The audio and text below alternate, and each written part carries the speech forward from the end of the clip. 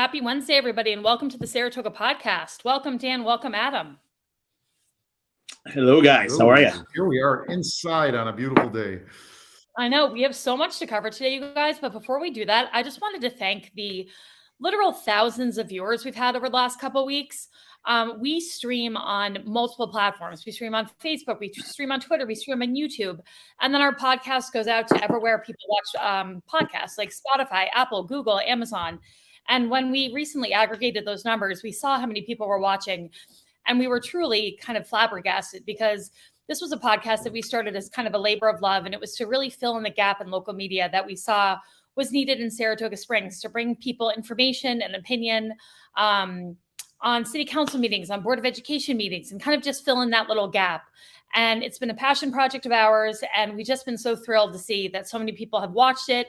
And people have been coming us in the street and thanking us. And we just really appreciate it. And we wanted to thank everybody for watching. And we were just really floored by the numbers of late. So just wanted to say thank you to our viewers. And thank you for continuing to watch and share and really engage and pay attention to what's going on in Saratoga Springs.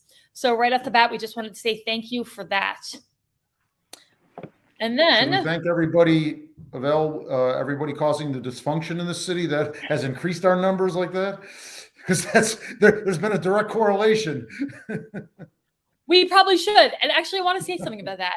As much as we do see the correlation between the abject dysfunction in City Hall and the insane fighting and the expletive-ridden rants and all this craziness, and our ratings do go up like insane numbers when that does happen, at the end of the day, the three of us want to see what's best for the city. And we realize that this dysfunction is not good for the city. And so we actually put out a few interview requests for people to come on this podcast this week.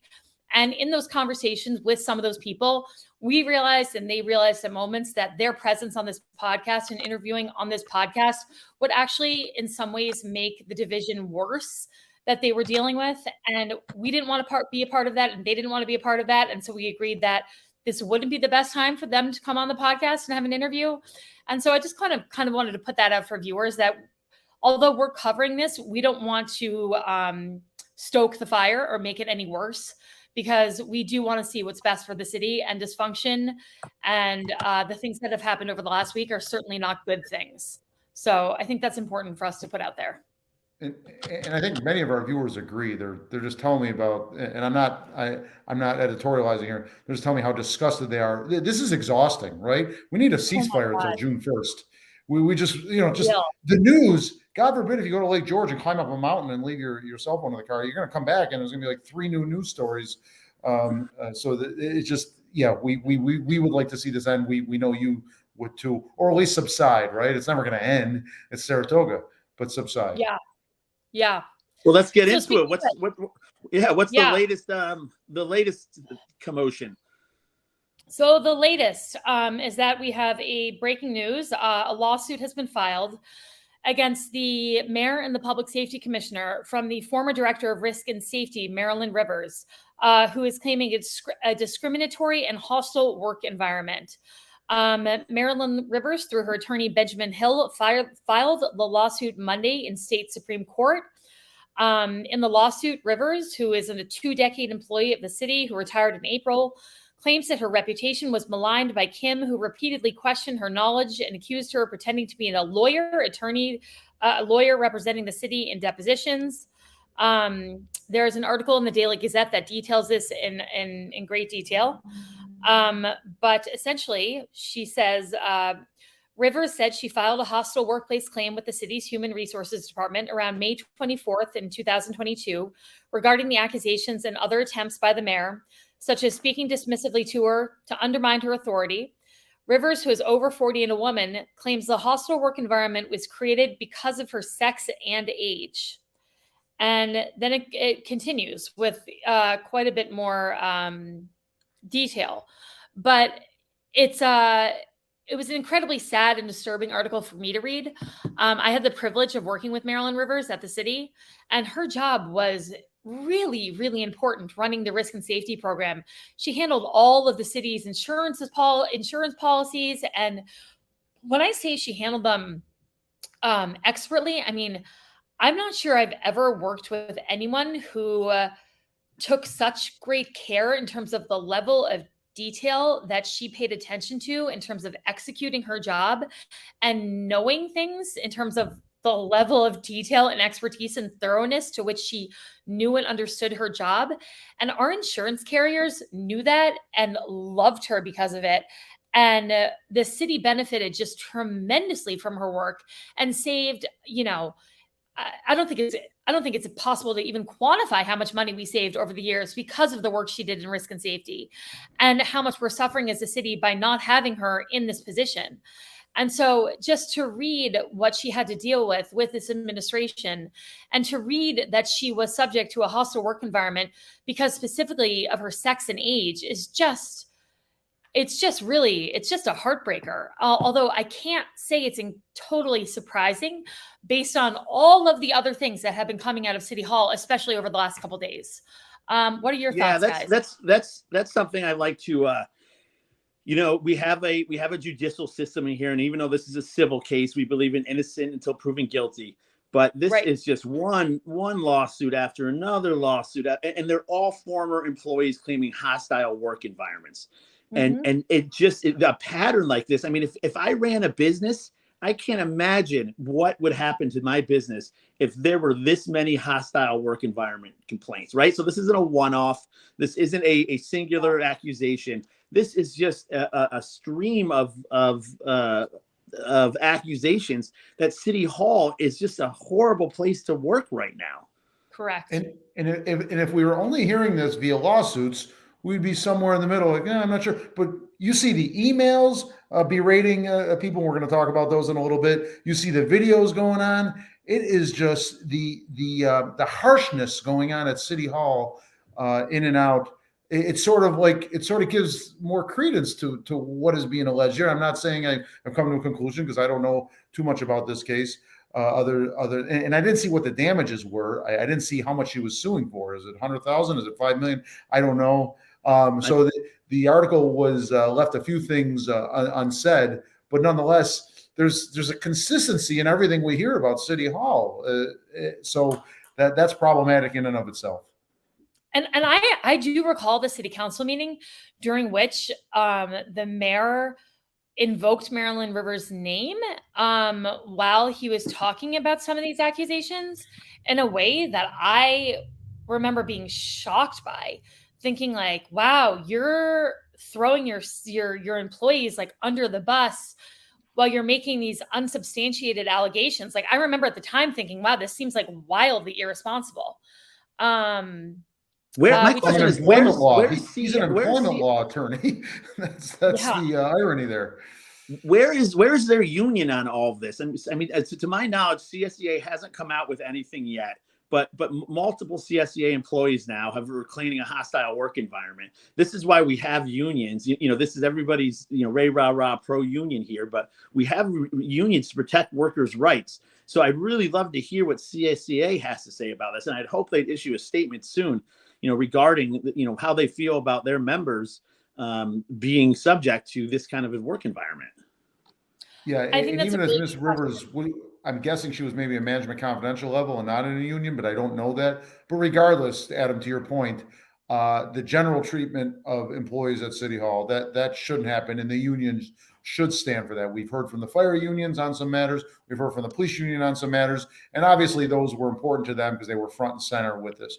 But this general alleged hostility in City Hall, and we've seen some of it, so it's more than alleged, at least between some parties, really has to end. And you're right, some of the unions should step up on that.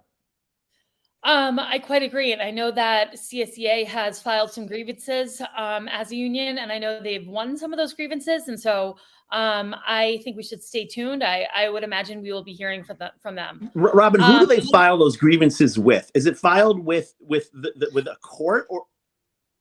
So I can answer that. If go ahead, Dan. Oh yeah, Dan, you were a union boss. The grievances start with an internal process to the city. Yes. It goes to some level of supervision, and in a perfect world, they will look at it, and if there truly was a violation of the contract or some other reason for the grievance that was valid, they'd say, you know what, you're absolutely correct. We did violate the contract here, and you're due $300 upheld. Oftentimes, they deny it, even if it is a valid grievance, and it goes through steps. ultimately ending with an outside arbitrator being hired by both sides pay for this objective outside arbitrator. And we've seen some of that before, to come in and decide and tell one side or the other, no, you're wrong. And union, sorry, you're wrong here. You don't get anything. Or the city, boy, you were wrong here, and you owe this employee $1,000. So eventually it goes to an objective third party. I know that, but I don't fully know it because I didn't have any grievances filed against me in the 2 years I was in office, mercifully, because I treated the unions respectfully, and we didn't have any of these issues. Yeah. Well, speaking of CSEA members and grievances, Robin, I think we have some emails.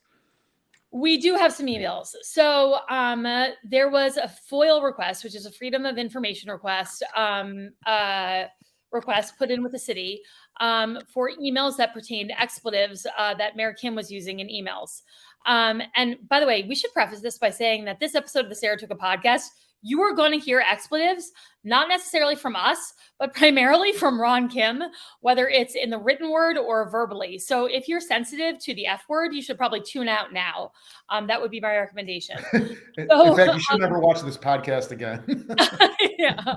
So one of the emails that was returned in this FOIL request was an exchange between the executive assistant from the mayor, Jen Dunn, who is reaching out to the Department of Public Works and someone who works in the Department of Works named Leah O'Connor, where Jen Dunn is asking on behalf of the mayor for the rental rates for the casino and for a pavilion in High Rock Park, because the mayor is interested in renting out either the casino or this pavilion in High Rock Park for some unspecified event, I think in the month of March.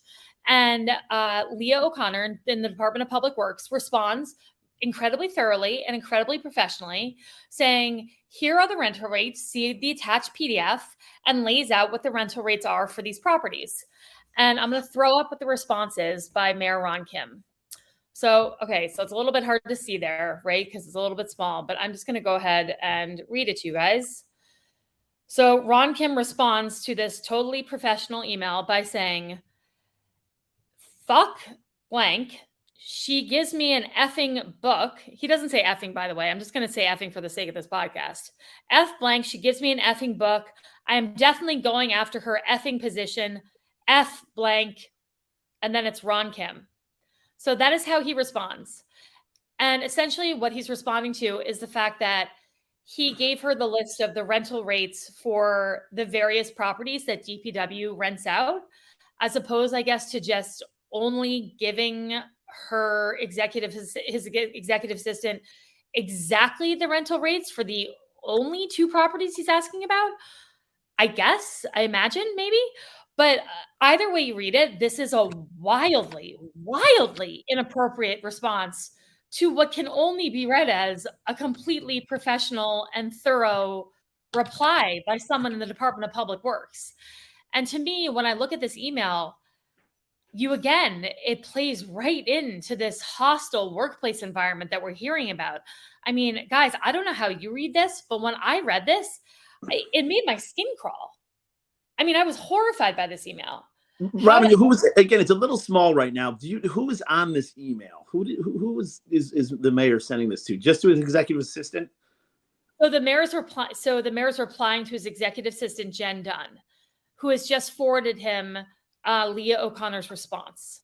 Yeah, and can you imagine being an executive assistant, right? You're there, and even if he feels this way, why would he put this on his executive assistant? I mean, it just shows a lack of leadership. I mean, a core leadership to make an environment where even his executive assistant now, boy, if she makes one slip up, is it going to draw this kind of response? I mean, it's instilling fear in her, I'm sure, as well as, as the DPW worker. So again, there's no mistake that has been made. You know what I mean?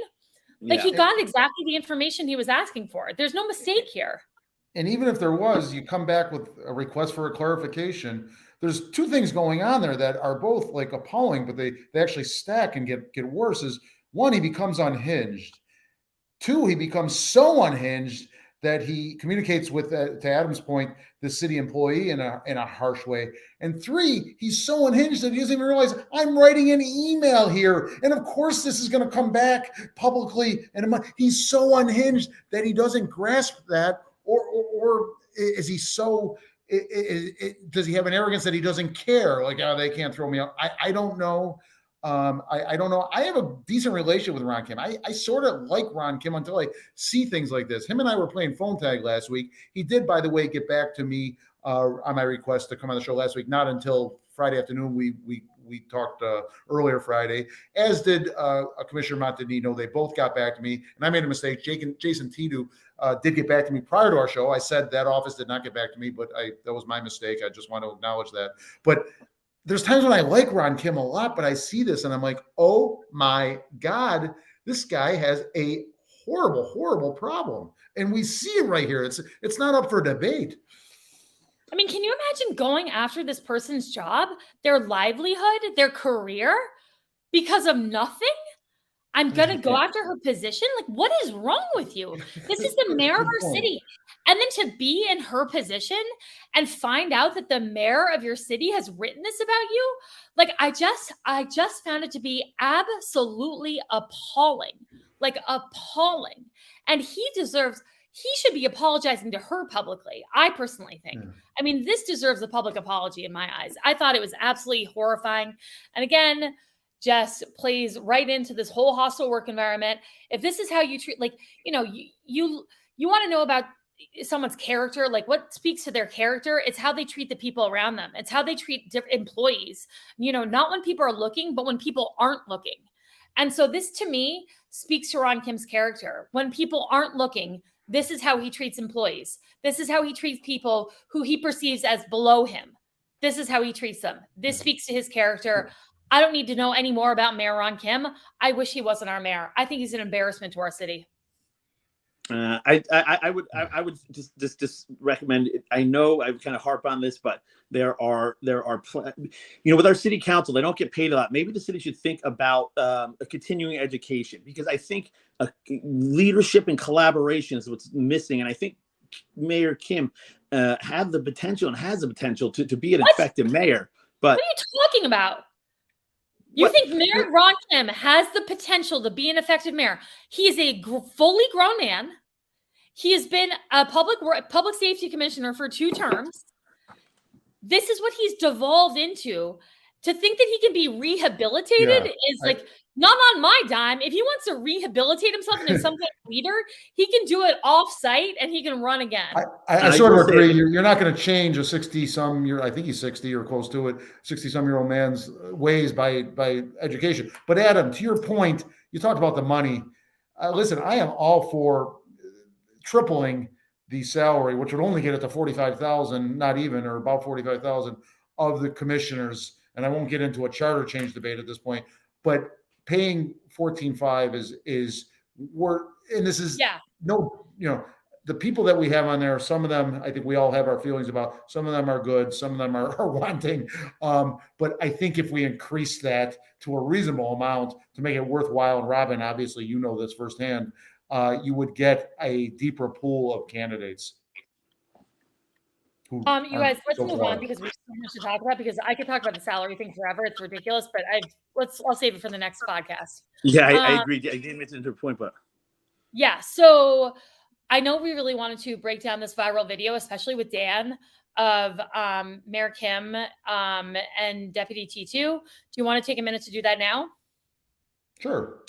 It's appropriate for the topic. All right, hold on. Let me throw it up here and bring it back down. So I'm going to take this as slowly as I can. Dan, tell me when you want me to pause and when you want to talk, and I will pause and you can talk. We prepped a little bit for this, but now that I'm seeing it, I'm kind of chuckling like, oh my God, are we really doing this? This is like the Kennedy assassination or something. We're really doing this. So folks, what we wanted to do, just to preface this, Dan is essentially he's a law enforcement expert. Dan, remind everyone your background in law enforcement and how long you were a police officer. I lived a life of law enforcement, right? I was a state trooper. I was a sergeant in the state police. I went to law school. I ran 2 different police unions. So I've got good perspective. I don't know if I'll go so far as saying I'm an expert at this. Plenty of people that have similar experience could comment, but I'm a retired cop and an attorney that'll comment. How's that? Yes, that is great. So can we start off by saying that there's been a bit of conspiracy about how there could have been someone, how a police officer happened to be there and why they would have had their body camera on. Can we speak to that for a moment? Because I know that I have some guesses. I surmised why that might be. My surmising was essentially that I know there were people in Jim Montanino's office when Mayor Ron Kim tried to get in initially that we haven't seen on tape. There was something that prefaced this that we're not seeing, which is that Mayor Ron Kim was trying to get into that office to speak to Commissioner Montanino in a very aggressive way. And so there's a chance that the people who were having a meeting inside Commissioner Montanino's office could have alerted the police station downstairs to send someone up. That could have happened. Also, this police officer could have heard yelling and the slamming of doors, and just that alone could have summoned him or her to where this was happening. Thirdly, if I were this police officer and I heard elected officials shouting, or really anyone shouting for that matter, body camera would have gone on because there's a chance I would have needed to intervene. So to me, those are three very valid reasons for this police officer being there at that moment. Dan, do you have thoughts when it comes to why they were there? And I'll just comment on the body cam first. I don't know their policy, but I'm sure it says when you see a situation where you are taking police action, expect to take police action, folks, that was that close to a fist fight, right? An assault. Yeah. So it was before I get to why he was there, it was totally appropriate to turn the camera on. In fact, not doing so may have violated city policy and brought him up on discipline charges. And maybe it was on already anyway. I don't know that. Maybe we just saw a snippet. And I don't know. I can't, but it's common to see police officers walking around any city hall, any municipality with a police department. Sometimes the courts are attached and so forth. It's not uncommon to see a police officer walking through a city hall, town hall, village hall. So and I want to say we've established the fact that the camera was on because there are some conspiracy theories going on. We'll talk about later about releasing the video, but right now we've established that we believe that it is appropriate for this body camera to go on. So let's roll that sweet footage. Okay, here we go. Fuck you. I'll arrest you if you do that shit to me again. Don't you do that. You're gonna arrest me? You're gonna come in here and threaten me? Right there. Can you stop? Look at that. That looks like it's about to become a physical. What reasonable person would not think that? And thank God it didn't, right? But and in fact, I'm surprised he wasn't moving a little closer. But he might have been a total shock. You don't expect that coming out from the mayor and a commissioner's office. Although these days, I guess you would. But sorry, keep going. No, also, so I think this is an important place to pause because what Deputy Tito, I think, is saying is that Deputy Tito is saying, if you do that again, I'll have you arrested, referring to Mayor Kim trying to force his way into the office while they were having a meeting with someone else to get to Commissioner Montanino. And Jason Tito is saying, you can't come in. And Mayor Kim was trying to get in. And that's why Jason Tito is saying, if you do that again, I'll have you arrested. Okay, yeah, I recall that now. Yeah. All right, play on. Out of your mind. Get back to your office. I didn't threaten you. I said, you know that they're threatening my family and you don't do shit. Get back to your office. Don't you threaten me. Fuck you. Who are you? I want to pause right there for a second. The reason I want to pause right there for a second is that the person we're looking at who is walking by with the red folder in her hand is the Deputy Mayor, Angela Rella. Angela Rella, to walk by this situation as if nothing is happening, as if this is a totally ordinary day at the office, is horrifying to me. Horrifying. For her to see her boss acting that way and just be like la-di-da, she kind of smirks, to be honest with you, in the video. I was shocked by. Did anyone else find that a little bit shocking that these people are just walking by like, oh, nothing's happening? Like, this is just ordinary Ron Kim behavior. Yeah. I think that's the issue. Is I'd speak more of the fact of just the people underneath him are in a keep your head down mentality because they don't want to be the target of this behavior. Yeah, but by doing that, they I don't sign know off. so much about City Hall insiders as you do, Robin. I feel sorry for these three people, these women walking by, to have to walk into that and the awkwardness. And like you said, there's a, you got the two high officials there. I'm not going to criticize any of them. I'm going to happily criticize them. Angela Rowell, I feel sorry for her at all. She's making $90,000 a year to do her job as deputy. And you know what? If she wants to co-sign that behavior, that's on her. But I don't know. I don't think that's fair, Robin. I respectfully don't think that's fair to her. I don't know her. I think I met her once. What a horrible situation for anybody to be walking down that works in that building to be walking down the hall. I feel bad for all of them. I can't imagine any deputy that I know in that capacity not saying, hey, what's going on here? Can we calm this down? And trying to take charge of their commissioner a bit. That's what the deputy's role is. I mean, I agree. I agree. She should have done that. But go back to Dan's point. I mean, this is not in the job description of UC what to do in this. And in fairness to her, there was a police officer right there. True. All right, let's go. Also, we have at this point, he also has said to Deputy Commissioner Jason T2, they've made threats to my family. And we know at this point that claim has been investigated and proven to be untrue by the police department. They've released a statement saying that the email threat that Ron Kim is referring to has been investigated and proven to not have risen to the level of an actionable threat. The quote that was in question was a quote that said something to the effect of, "You should resign. You would be better off." And that in the end. Yes. And that was the quote that he was talking about. It was referred to the police department. A spokesperson for the police department, Sergeant Paul Veach, put out a statement yesterday and said that, again, the police department investigated and found that there was no threat. Which is real quick. I think that's important because I have sympathy where if I thought somebody was threatening my family and nothing was being done, I might behave this way too. But it does kind of go to the point of, okay, was somebody really threatening his family, not, and what was actually being done or not done about it. But let's roll on. Wait, I got to make one point. It's ironic that he's going to the public safety department, and just a week earlier, Jim Montanino was told by somebody, "I'm going to take you out of this world." I know. So you should be afraid of me. I'm going to miss the irony there, or I'm sorry. A Skidmore student said, "You should be afraid of me. I'm going to take you out of this world," and that. Nothing really happened there. But anyway, it said that in public comment at the city council meeting. Inappropriately so, nothing happened because that was a somewhat vague. It was bothersome. It was ominous, perhaps, but it wasn't criminal. But also, Mayor Ron Kim was the public safety commissioner, and so he should know more than anyone that going to the commissioner or deputy commissioner has nothing to do with anything. You go down to the police department. That's where they investigate threats. And if he felt not enough was being done, he would go to the chief of police. He would go back down to the investigator who is doing the investigating. That's who he would speak to. You don't go to the commissioner. That they have nothing to do with anything. It just doesn't make any sense. It doesn't make any sense. And Ron Kim, as the former public safety commissioner, should know that. Anyway, all right, let's continue to roll for a sec. You fucking lazy piece of shit. What's going on out there? Go fuck yourself. I wince. That's what. Sorry, Dan, go ahead. Oh God, all of that, right? All that, but especially that final one in front of other people and so forth.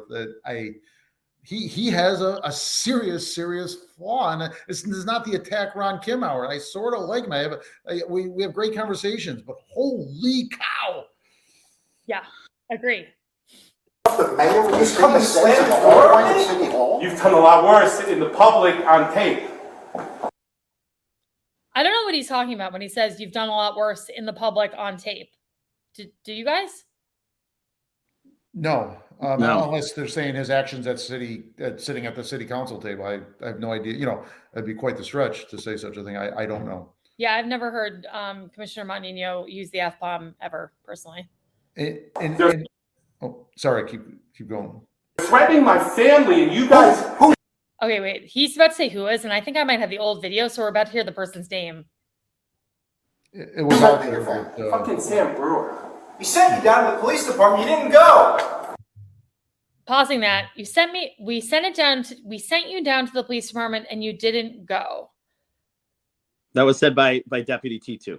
That was said by Deputy T2, Mm-hmm. meaning I interpret that, and Dan, I don't know if you interpret this the same way. I interpret that to mean if he said to them, I was emailed a threat, I'm guessing, said to him, you need to go down to the police department and file a report. Yeah, yes, because Joe Sixpack has to go down to the police department and file a report in that situation. Everybody does. In all fairness, if we had a functioning city hall and a functioning council, the mayor could go down the hall and say, hey, this is horrible. Can you give me some help here? Hey, Mr. Mayor, sure. Let me walk down with you and we'll talk to the sergeant together and I'll give my input. Some sort of cooperation, some empathy, some sympathy. But so they could have taken him by the arm and literally, but I just want to point out, they're standing directly, they're probably 20 feet away from the entrance of the police department. They literally just have to turn, like Ron Kim has to look left, walk down the staircase that's directly to the left of him, and he's at the entrance of the police department. He was the former public safety commissioner for 4 years. He knows how to walk down the stairs and file a complaint. I mean, he knows how to do it. So, I mean, yeah, would it be nice, I guess, if someone took him by the arm and like walked him downstairs and like helped him do it? I suppose that would be nice, but is it necessary? I mean, it seems to me that if Deputy Titu said you need to go downstairs and file a complaint, I'm not sure why the mayor couldn't have done that on his own. You know? All right. I get that. Yeah. That's all I get? Fuck you guys. Are you coming in for this?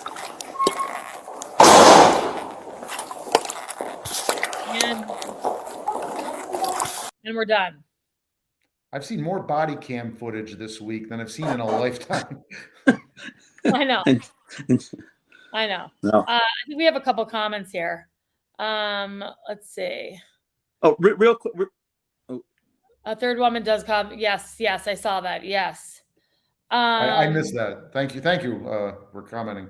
Why isn't the police officer getting closer when it seems they're almost ready to physically go after each other? He seems pretty close to me in terms of needing to intervene. What do you think, Dan? Yeah, Dan. Yeah. You know, police officers have advanced training and some street smart and so forth, but they're also human. And he was like, WTF, like what's going on? And he was frozen for a minute. He was human. He was human. Should he move closer? Maybe, but I'm shocked watching it a week later. So imagine. Hey guys, real quick, let's talk about this video being released, because that's another. You know, the establishment of whether it should be on. I think we all in agreement it was appropriate to have body cam on. The next question comes: should that have been released? I was curious if you guys what your thoughts are. I think that it is a really tough one. I think it should have been released. Ultimately, it should have been released. But there's like 1,000 mixed motivations happening here. Everyone has different objectives. Everyone has different people they want to like smear.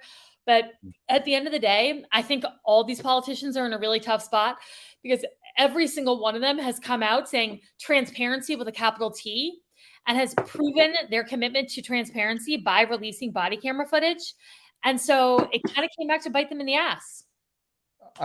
I agree, and we Mayor Kim has used transparency to bring up these attorney bills to try to imply you, Robin, we're overspending on the attorney bills when you have no control over it. You know, it's the city that's being protected by your attorney and you, but you're you know, it's you and the city. So that was appropriate. And he said, through transparency, I'm going to show these bills.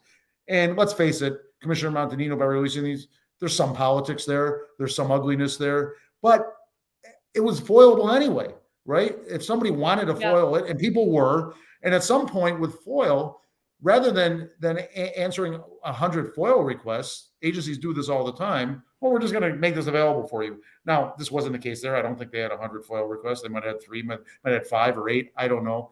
So there was some politics there. There's no two ways about it.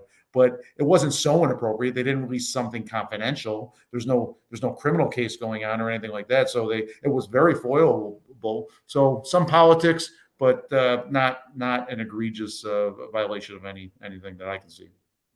I should also add that there are cameras in City Hall outside of police body cameras. So like when you walk into City Hall, you're on tape regardless. Just FYI for the public.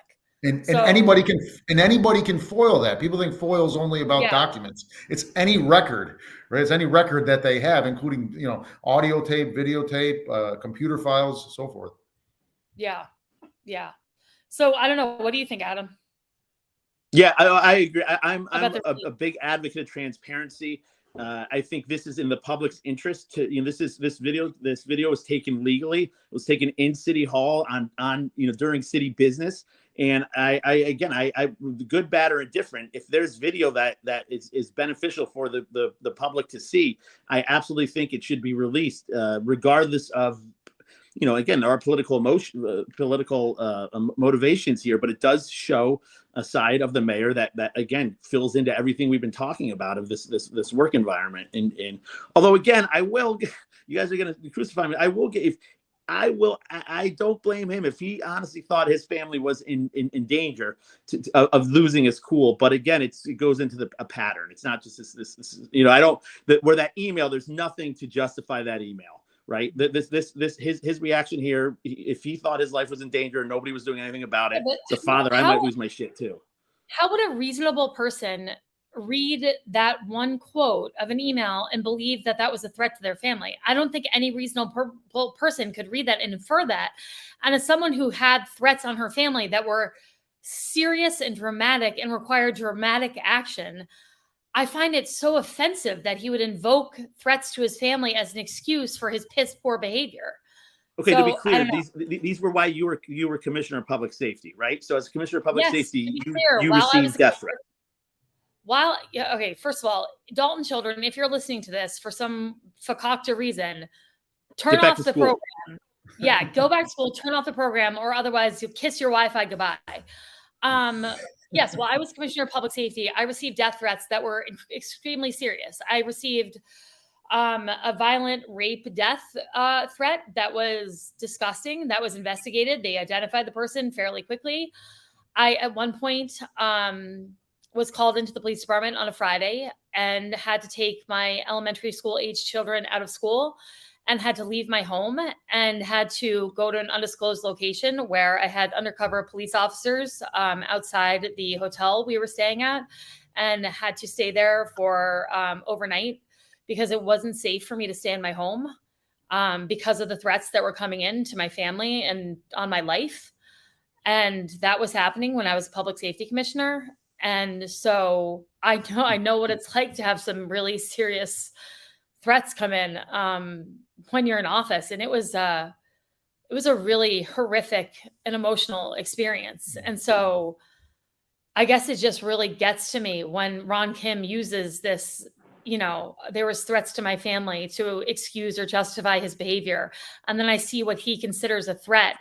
And I compare it to what I went through on that city council and what my family went through. And there were break-ins, there were phone calls that my kids answered where they were told their mom was going to be killed. You know, it was really freaking awful, you guys. It was really freaking awful. And it wasn't stuff that I ever shared with the city council. It wasn't things that I ever shared with the public because I didn't need that kind of sympathy. I didn't need that kind of attention. And also there were things that were privately handled by the police department. I went directly to them and that's how they were handled. And that was that. You know what I mean? Yeah. Listen, I won't blame Mayor Kim for feeling threatened. It was vague, but it was still a threat. And when you're in that isolation of a high position and you're alone at the top, I could see why that would concern him for him and his family. His reaction is not justified, but having some internal concern, I agree with. But he missed the point that Commissioner Montanino had a very public threat right in front of him. He did nothing to help him. And then he turns around a week later and says, "That all I get? Well, that's all, you didn't do anything for me." And that doesn't make it right. Both of them should say, "Oh my God, politics aside, this is wrong, even though it's vague and it's not actionable in a criminal action. Oh my God. Okay, let's put the politics aside for 5 minutes. I'm terribly sorry for you, Mayor Kim, and I'm terribly sorry for you, Commissioner Montanino, that someone is making threats that could be considered against your life." That's Hey guys, we have another video. We have. I know we got to move on. We have so much to discuss. We're 40 minutes in here, and we still. Word, it's another body cam. And the whole thing is too. We plug this was going on in schools, but let's get to that next video of I believe it was at the city council meeting. Okay. Sorry, let me pause it. Sorry. Yeah, Yes. I was going to say to preface this was at a city council meeting where it was alleged that Commissioner Montanino had sheriffs and police in riot gear in the hallway ready to arrest protesters. So this was released. Yeah, the mayor said that, and I think Commissioner Moran may have said that as well, or backed that up. But I think they said this was released to show the inaccuracy of those statements of that the police were not in riot gear and there were not sheriffs in City Hall. The sheriffs were actually in the city, but to patrol the rest of the city because our police department was in city. We talked about this before. Was there to keep the peace at our city council meeting, and there was nobody else to patrol the city. So. Exactly. And before you play it, that is the appropriate way to handle that. Imagine if there was a robbery at a gas station and every police officer was inside City Hall, minutes away from their car. They did the right thing. There was still police coverage in the city. Yeah. All right, here we go. And just tell me when you guys want to pause. Right on, misogynist. I'm not going anywhere. Neither are you guys. Neither are us guys. Real quick, I think it's pointed out that that's Commissioner of Accounts Dylan Moran. Commissioner Moran, he's been on the show before, so he's trying to keep the police out of making arrests and out of City Hall or out of the music room where the protest is happening. He's trying to light our city on fire. He's putting you guys in the line of fucking fire. Bullshit. Don't talk to me. So he's saying, that's Commissioner Moran saying he's putting you guys in the line of effing fire. It's bullshit. Yeah. I went red, by the way. They're having an argument. You guys in the Robin, can you pause it for a moment? Bullshit. Yeah, it matters to me. It's real. We're not going to have people get hurt. It's not. So he's saying, I'm not going to let people get hurt.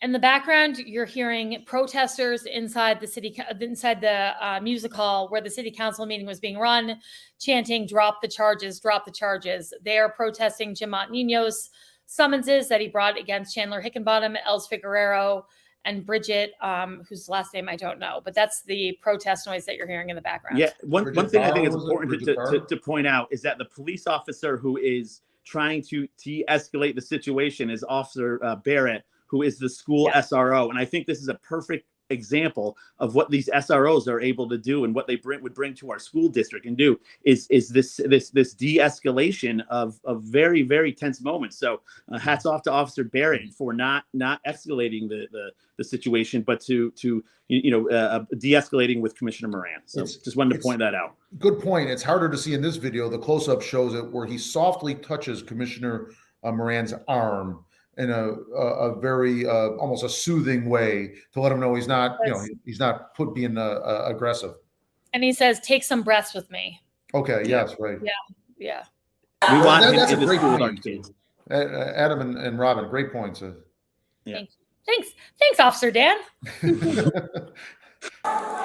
care what that psychopath wants. That was Commissioner Moran again, referring to Commissioner Montanino as a psychopath, which he did do also on our show, I will say. What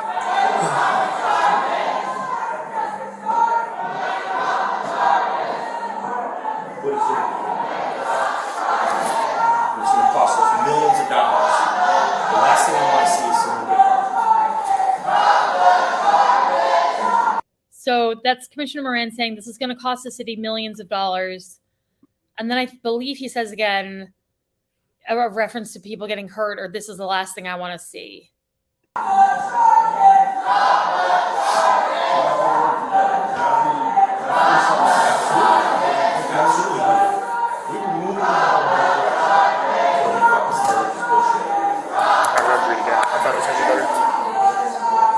So that's about it that we see from that video. So it's some intense moments. I don't know, Dan. I don't know if you have any reaction to that. Well, I'm going to give you less from a police officer reaction, more of my time in politics down in Albany. It's such a shit show. It's disgusting, as friends have told me, and people that don't even normally get into politics. More people are watching this podcast and getting involved because it's so ugly. And I'm not advocating for the return of Andrew Cuomo, okay? But if he was governor right now, I have a feeling he would come up here or send somebody up here, take Commissioner Martinino, Mayor Kim, and Commissioner Moran and smash their heads together. We wouldn't even find out about this meeting. I'm serious.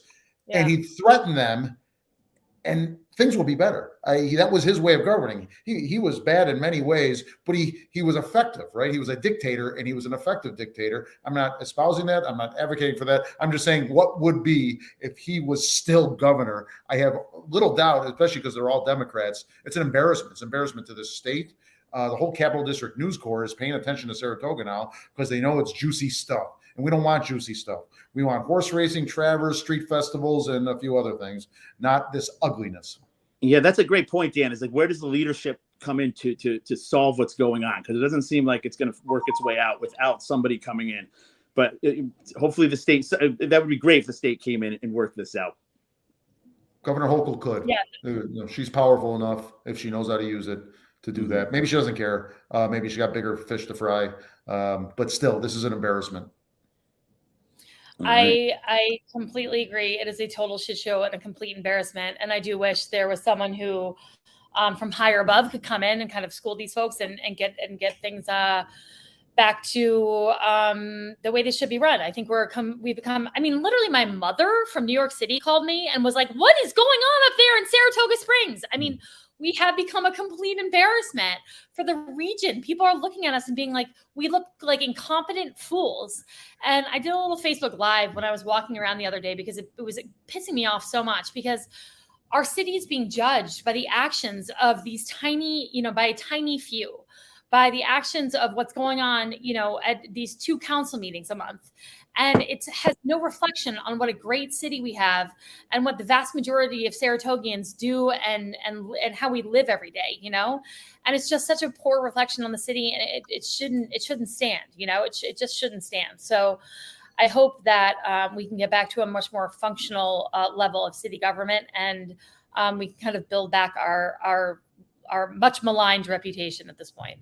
That was a great closing, Robin. I'm sorry, I got to interject something because it just came to my mind. These people need a tough dad or a tough mom. And there's 4 people in this state, and I'm asking one or all of them to help us, your constituents here in Saratoga Springs. So was it Congressman Tonko, Senator Gillibrand, Senator Schumer, or Governor Hochul? 1, 2, 3, or 4 of them. We're asking you to come to Saratoga, knock some heads together behind closed doors, and solve these problems because they're ripping everybody apart. Yes, Mom, Dad, we need you. Get down here. We need you. Yes, we need that. We do. Well, guys, let's shift gears into the school board issues that I know we wanted to talk about. So let me just pull this up real quick. We had, Adam, do you want to pull this up real quick sorry, I'm trying to, guys, I produce while I talk, and so, sometimes that gets a little tricky for me. Hold on 1 second. Let me create this. That allows Adam and I to get some words in. Yeah, I know. Yeah, I'll talk a little bit. This is something I think anybody who's been following anything I'm doing on Facebook sees I'm very passionate about, is that a piece the Schenectady Gazette did on one of our school board members. We're going to get into school board next week, so I won't get into too much of the school board member, but candidate, what it was, right? School board candidate. But what it was essentially opinion piece, because it's a columnist. And I say this because this is a technicality where now it doesn't have to really adhere to any journalistic standards, which it didn't. It tied together not crazy conspiracy theories, but conspiracy theories. It makes accusations without giving any, it says this candidate supported by big money Republican donors who want to take over school boards. That's it. There's nothing more to that than that statement. And it just, and it also, and this is funny because I feel like I'm the one who's banging this drum, but it also uses unflattering photos of a woman, which for me just is a way to discredit or humiliate a woman by using unflattering photos is horrible. It just really is misogyny. And what happens now, and this is I see this. everybody, I've talked to a lot of candidates over my years. Everybody who's either about to announce a run or has decided to run in this city, the first thing they say, and this is on both sides of the aisle, is I know they're going to come for me. That's what they say. And and we lose a lot of people who don't want to be in office because of garbage like this, piece of Schenectady Gazette did, because people are legitimately afraid that there's going to be a hit piece done on them. It's going to tarnish their their reputation. It's going to be shared online and social media. They're going to be ever forever branded of something that they're not. So this 2-bit Tucker Carlson hack of a I don't know what columnist can get some clicks. It's exactly what Tucker Carlson does. It is nothing based in fact. And people eat it up, and people it's like throwing meat to the wolves. They eat it up, and they just run with these narratives that are not supported in fact, and it really has me bothered. So I gotta say, I will say that this guy Andrew Wade, who wrote this column, like I read it, I was so freaking confused because it honestly read like gibberish. Like he was all over the place, and he was trying. It kind of reminded me of Carrie in Homeland. I don't know if you guys ever saw that show. She would like go off her meds, and she would have like a wall, and she'd have like all this stuff up on the wall, and there'd be like string connecting like one idea to the other idea, because it was like this whole paranoid schizophrenic like map of stuff. Like to me, that's how his column read. Like he was just trying to connect like one crazy thing to another crazy thing to another crazy thing, and he was trying to like weave it all together and try to have it make sense. But it just did not make sense to me at all. It was kind of like a real stretch, and so I thought it was like a really lame piece of journalism. And I was like, Andrew Wade, like kind of pathetic. Like nice try, like please. But also the thing about pictures of women in the media, like I have suffered from this. Like, yeah, the media loves to put an unflattering photo of a woman out. Like they just love it. It's totally lame. But I, been there, done that. And yeah, pathetic effort, Andrew Wade. Not surprised, but it's interesting. I think women politicians. I talked to another politician who, when I showed her a picture, this was her. She was in office a long time. Said, "Oh, you think that's bad? Wait till you see the pictures they did of me." Why should this be acceptable for anybody? And I'll say this is not acceptable for Republicans to do either. This is, this is wrong. It's not what, if you want to support a candidate. Well, Republicans do it all the time. Well, yeah, I don't doubt that. I don't doubt they do it all the time. But it's right just now in this city, yeah, exactly. And it's for me, it's just so fun. And I've said this. I don't know how I'm the guy leading this. This woman's, equality charge right now. But I really truly feel passionate about that this shows the intent of the article. And another, while I'm on my rant, I'll be real quick with this one. Another issue I have with our local media, when that video came out of Ron Kim, before the video came out, another reporter I have big issues with, Wendy from the Times-Union. The Times-Union ran us an apology story for the mayor before the video was even out. They had out with the mayor's apology before there was a story. How journalist integrity? I mean, we're okay with just slandering people. It was a press release. It was a press release. Yes, it was a press release. Press release for Ron Kim masquerading as a news article. I was like, this is garbage. Yeah, who runs apology stories before the story's written and calls that news and says they have any shred of integrity? This is all propaganda, and I rail against this on the national level in Fox News, and I rail against this on the local level in the local media we have here. When they run these pieces that clearly, everybody has a bias. I get that, but a reporter's job is to acknowledge that bias and work to not let it affect their writing, not to embrace it and run with it and try to forward their ideologies. Adam, well stated. I got to interject something of my own because I'd be remiss if I didn't say this. To your point, Adam, the Moving Saratoga, I don't know, platform, whatever it is, it's got a Twitter account. They did some horrible things with caricatures, with people we know with heads on bodies, vulgar, terrible. I used to occasionally link him off Saratoga Report. I will never do that again. I'm done with the Moving Saratoga Forward platform.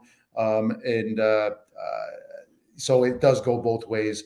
That was even worse what was done on there to people that we know. That does not move the conservative movement forward. In fact, it undermines it.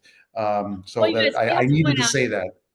I think we need to point out that the ultimate, Donald Trump gave cover to every single Republican who wanted to criticize a woman over her looks and continues to do that. I mean, he's the trailblazer in criticizing women over their looks. I mean, the E. Jean Carroll case, I believe he did, he said he wouldn't rape this woman because he wasn't attracted to her, and then added on to that he wasn't attracted to her lawyer either. He wasn't really her type. He's the trailblazer for this kind of bullshit. But anyway, let's move on. I know. Real quick, I know nationally we have MAGA Republicans who just, you feed them a conspiracy theory, they run with it. Locally, we have WAGA Democrats. That's what I'm labeling it. WAGA Democrats are the Democrats where you just throw out this conspiracy theory. They repeat it, offer no facts or information to support it, and it becomes truth. And it's equally as bad as the MAGA Republicans. Adam, is that what the W is for now? And Adam W. Israel, is that for women? Adam W. Israel? I've never noticed that. Yes. There is a really, really funny Chappelle skit about how he's going to protect women's rights. I'm not going to do it now because it's actually horrible and incredibly misogynistic, but it's worth a Google. Let's move on because we teased the story. For the whole show that I really teased. Yeah, I know. Okay, listen. So there was an issue that was brought to our attention about a workshop they did in the 7th grade gym class. That, to be totally honest with you, when it was brought to my attention, I was like, this can't be true. This sounds like right-wing conspiracy nut job stuff. We all had that. Everybody had that same theory. I agree with you, Robin, but go on. It's like you're like, this is conspiracy theories right now. Yeah, I was like, this sounds like the litter box thing. I was like, this can't be freaking true. And basically the premise of it was that in the kids' gym class, in the 7th grade gym class, they had the students at first, they were all sitting down, and at first it was run by a group of high school kids from a club that they're in, and it's part of a national program.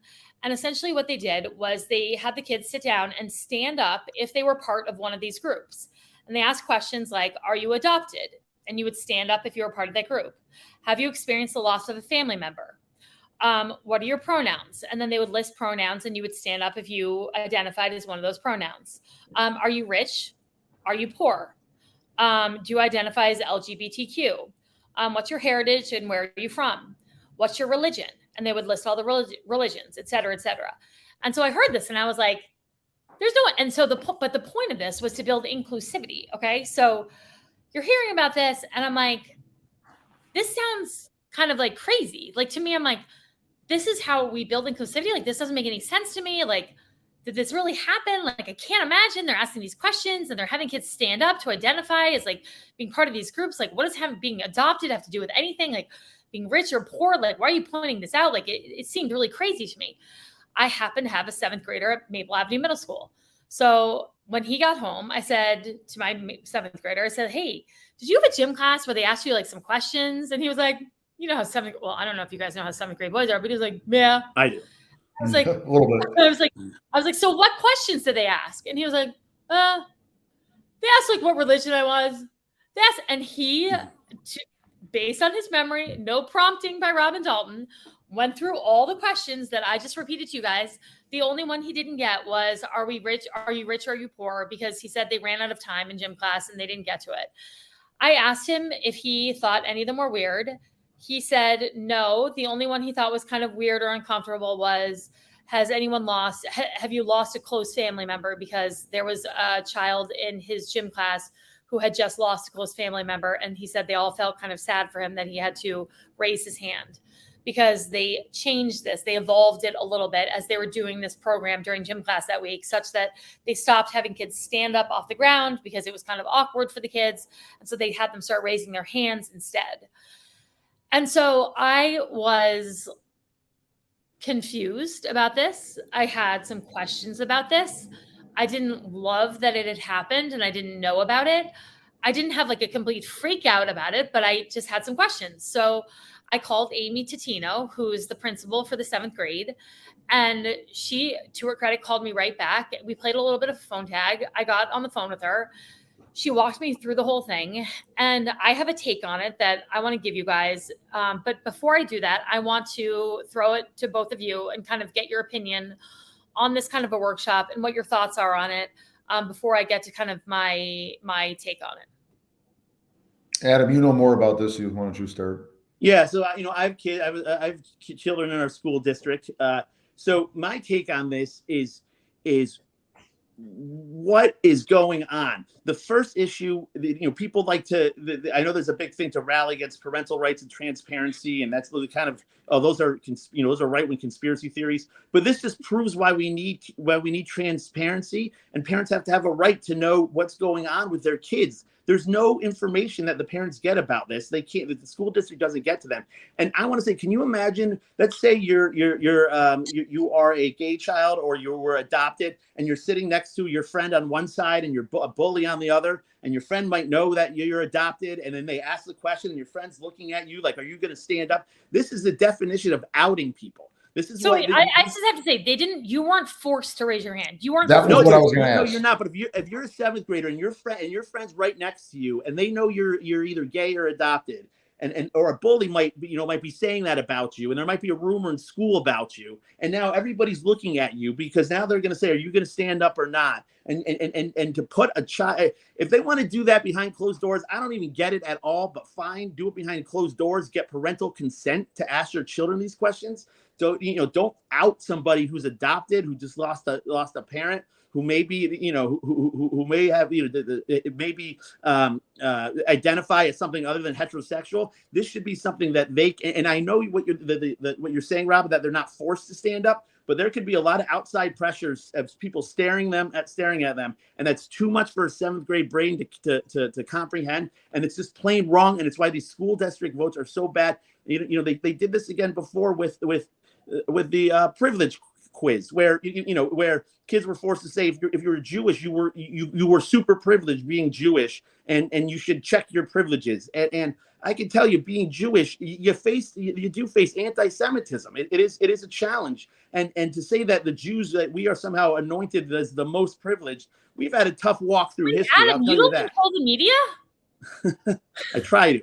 I'm joking. That's a terrible joke, by the way. Terrible joke. Yeah. No, I get it. Exactly. Right. This is yeah. Or space balloons. I don't know but the point being is, I find this, it is why we need transparency. It's what when people talk about parental rights and transparency, they're saying, let's have a conversation about this program because it seems highly inappropriate. And without transparency, I can come up here and talk about how it might be appropriate. I don't know, because we don't talk about it. They just do it and they force it down our kids' throat.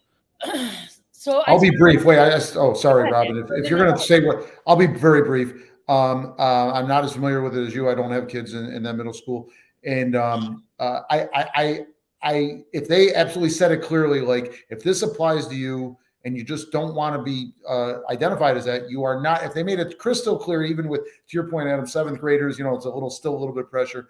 I would, at this point, I'll be open-minded, and I want to hear what Robin has to say about it, because she seems to be able to enlighten us. So I actually asked for this document so I could have it on the podcast to read to you guys, but Amy, Principal Totino, wasn't sure if she could give it out to me at this point because it was still being tweaked, but essentially the guidelines of how, listen, Adam, hold on. It was the guidelines of how this was run and the rules of how they had these conversations and the kind of parameters that were put in place to protect the kids in terms of how this was happening. And it was basically to say that we all identify as different groups and we all identify in different ways.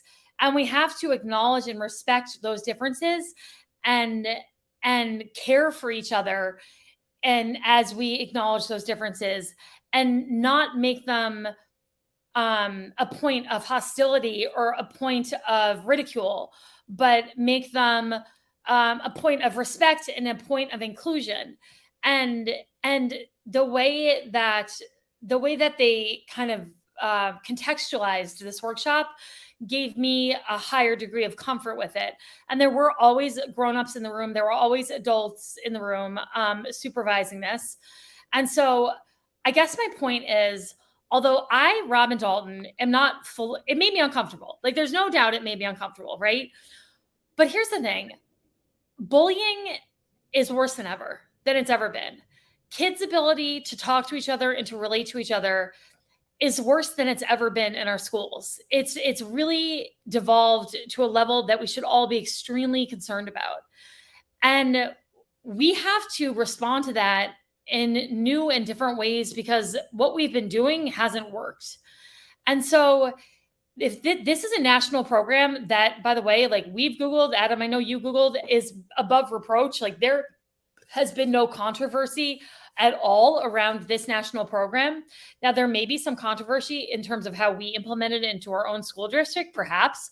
But if this is a way to try to eliminate bullying, to try to address some of these issues of sensitivities and to try to build inclusion, yeah, maybe it makes me a little uncomfortable, but maybe we need to try something that's different because what we've been doing in the past hasn't been effective.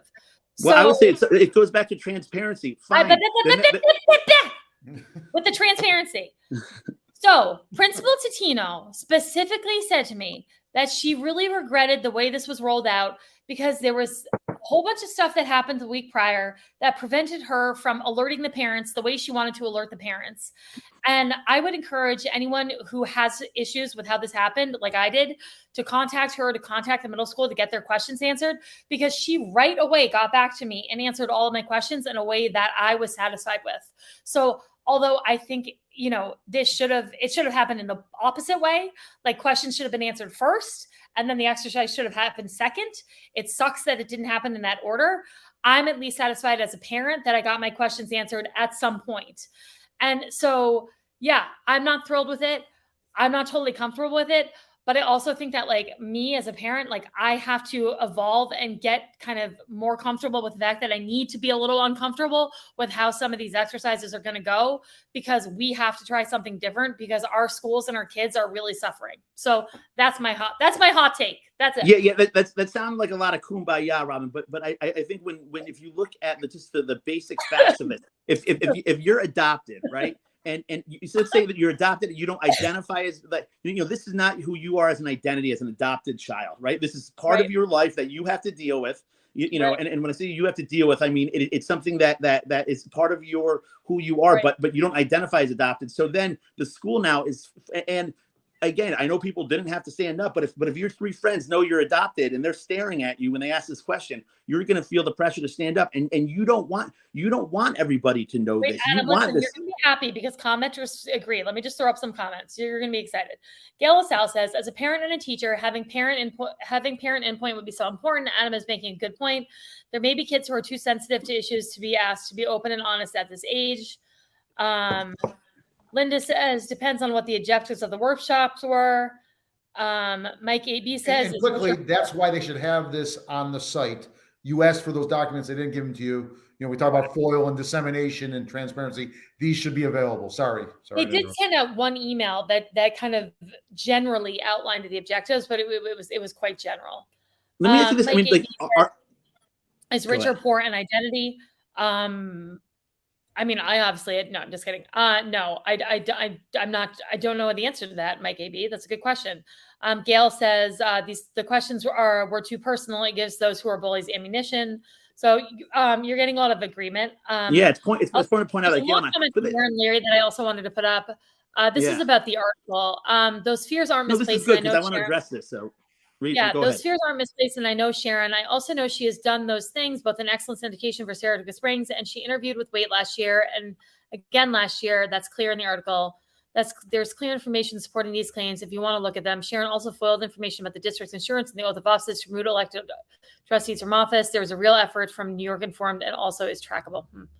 Let me say this. This is exactly what they're doing to her. They offer no proof. Fine, if there are these proof and it's out there, don't just say it's out there. Don't make these accusations and conspiracy theories. And it's what they're doing to her. And nobody can offer any proof to any of the things that were said in this article. And so they just throw up like, no, it's out there. And it's this propagandist of you dehumanize somebody by using unflattering images of them. You say it enough times, it becomes truth, and you come up with these wild conspiracy theories, and you just have your rabid base of, the Saratoga WAGA Democrats run with it. Like it's like it's the gospel. When again, every comment about this, nobody actually presents any finite proof. And Yes, I guess have to that's come to Sharon Dominguez's aid as well. Let me disclose, she did buy an ad on my website, but for $300, I'm not gonna, I like her. She's a neighbor. I think she'd be a great school board member. She is a reasonable person that really cares. And she's pro SRO. We're gonna point that out next week. And I'm only saying that right now because this person wrote a paragraph that we put there. We allowed that person to comment. So I felt the need to come to her aid because she was being, I'm just going to say, I'm throwing up this comment again. The only thing I can say is that to be honest with you, we're getting so in the weeds here that I don't really know how to appropriately respond to that comment, except, I don't really know because I just don't know. That's how I'll respond. It's clearly negative. No, Adam, you responded sufficiently. Seriously, Adam, you responded. Real quick, let's go. People in the city should focus on the candidates they support and why they support them. And stop interjecting in these negative conspiracy theory ways to candidates who are just, they're doing their civic duty. They're not getting paid for any of this. They're stepping up and they're trying to help their community out. Tell us why you like your opponents. Don't play in the mud. Okay. You guys, should we move on to cheers and jeers? We're well over an hour. What do you think? I don't know if I have anything. I just went off. I think we know what Adam wants to jeer. Do you have anything to cheer? I don't. Boy, I haven't really thought that far out. So maybe if you guys go around, I'll come up with something. Okay, let me jump in here. I've got the quickest of jeers. That's what we've been talking about. So I'll make it quick. This ugliness, this dysfunction, everything in Saratoga. Can't we all get along? I can't believe I'm quoting Rodney King, but it's a great quote, right? Can't we all just get along? My cheer.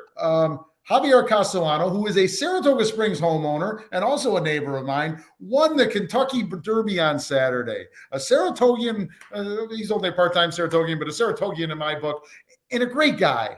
I bumped into him walking my dog.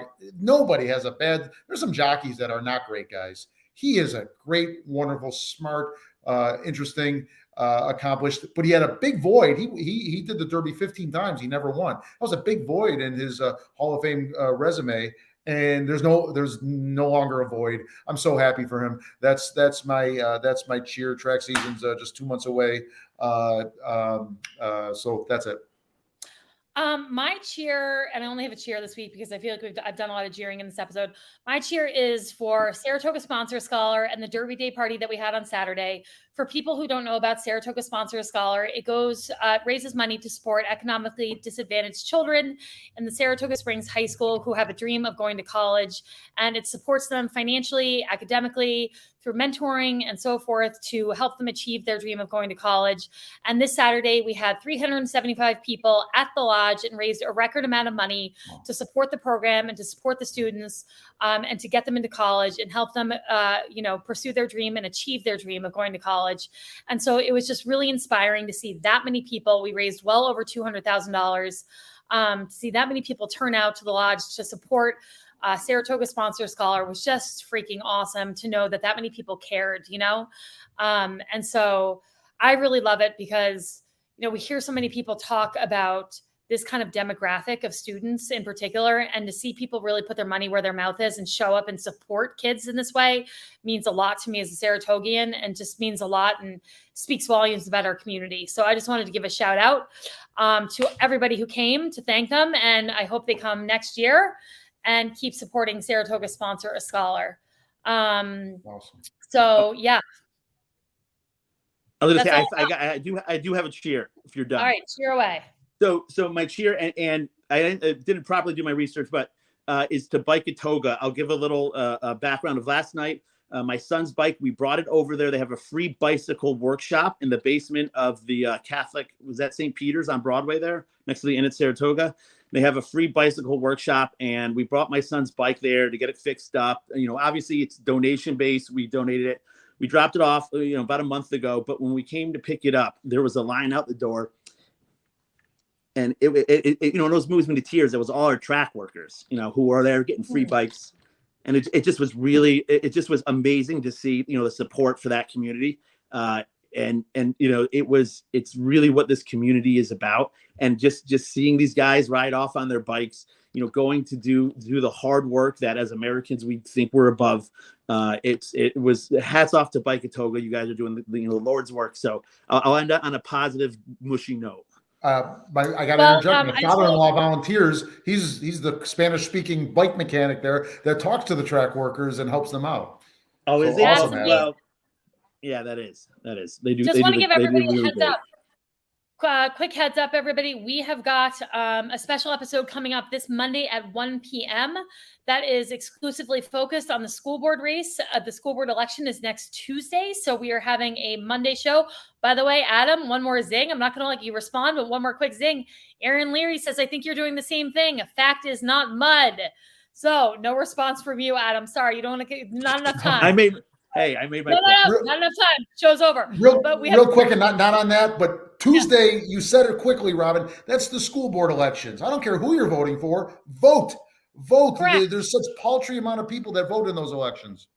Well, actually, a pretty decent amount come out and vote in those elections.